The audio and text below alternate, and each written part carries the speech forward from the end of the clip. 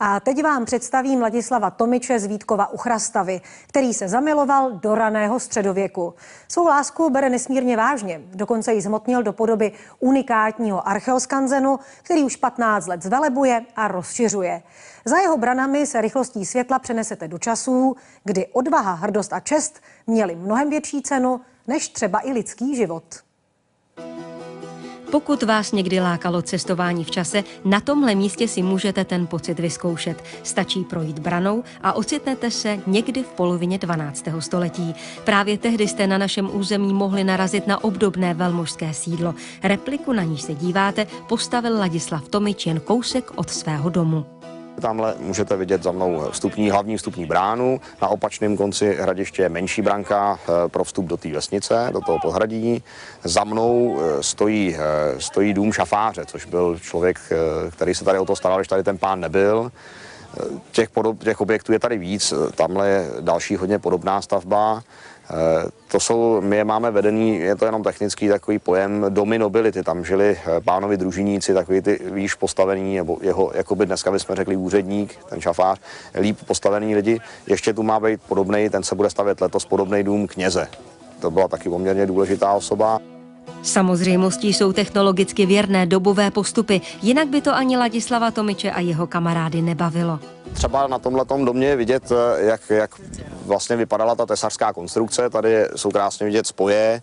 Tohleto je hospodářský objekt, není to obytný objekt, bude to v podstatě stodola. Veškerý spoje jsou tesaný na čepy, spoje zajištěný místo hřebíků nebo šroubů, je to zajištěný právě těma dubovýma kolíčkama.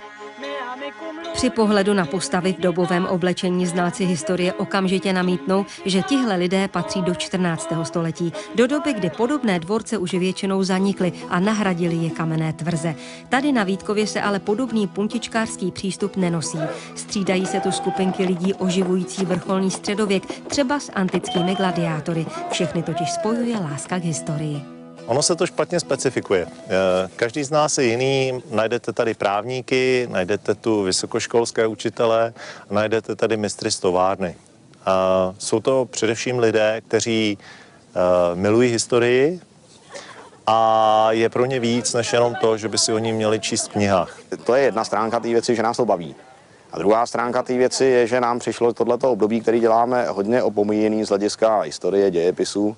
Vždycky, co já si pamatuju ze školy, tak se to prolítlo letem světem, skončilo se u husitů a pak zase až Bílá hora a tohleto období, který si myslíme, že pro náš stát a naší historii je poměrně dost významný z hlediska těch věcí, které se udály. Mrzelo nás, že se tohleto přelítlo a hlavně mrzelo nás trošičku, že se nevěnoval nikdo, že ta historie byla taková suchá v datech. Důležitý, významný data, seznam panovníků a nic víc, ale o těch lidech, těch běžných lidech, jejich starostech, jejich běžném životě, jejich bydlení, nástrojích, ty dějiny každodennosti se tomu v podstatě říká, tak to nikdo se tím moc nezabýval. Je to taková dobrodružná výprava za poznání sebe sama a Evropy, která někdy byla.